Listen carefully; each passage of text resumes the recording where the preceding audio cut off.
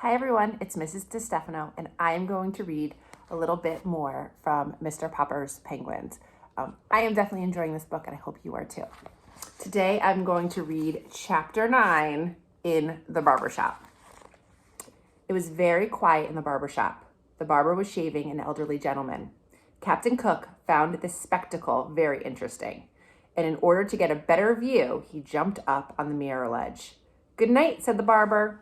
The gentleman in the barber's chair, his face already white with lather, half lifted his head to see what had happened. "Gugh," said the penguin, flapping his flippers and reaching out his long beak toward the lather of the gentleman's face. With a yell and a leap, the gentleman rose from the reclining position, left the barber's chair, and fled into the street, not even stopping for his coat and hat. "Gaw," said the captain. "Hey," said the barber to Mr. Popper, "take that thing out of my shop. This is no zoo. What's the idea?" "Do you mind if I take him out to your back door?" said Mr. Popper.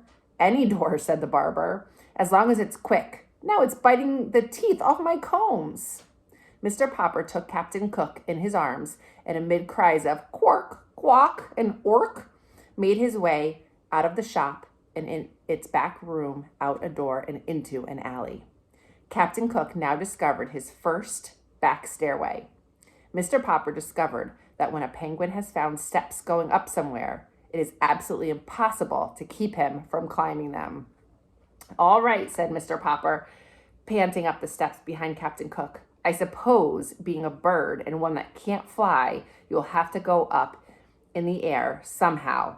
So you like to climb stairs? Well, it's a good thing this building has only 3 stories. Come on, let's see what you can do." Slowly but unwearingly, Captain Cook lifted one pink foot after another from one step to the next, followed by Mr. Popper at the other end of the clothesline.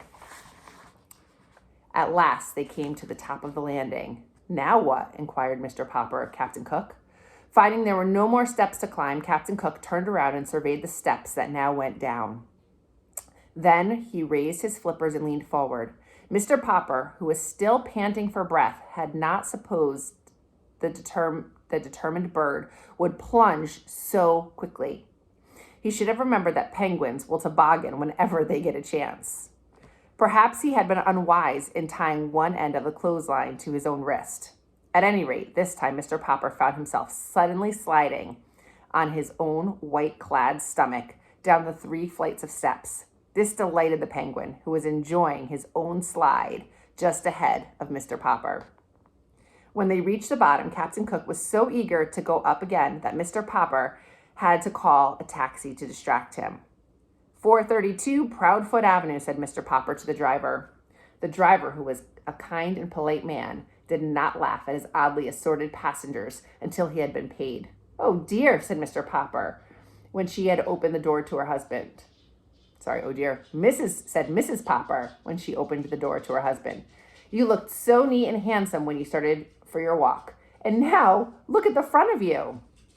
"I'm sorry, my love," said Mr. Popper in a humble tone, "but you can't always tell what a penguin will do next." So saying, he went to lie down, for he was quite exhausted from all the unusual exercise, while Captain Cook had a shower and took a nap in the icebox. And that is the end of chapter 9. I will be back tomorrow with chapter 10, Shadows.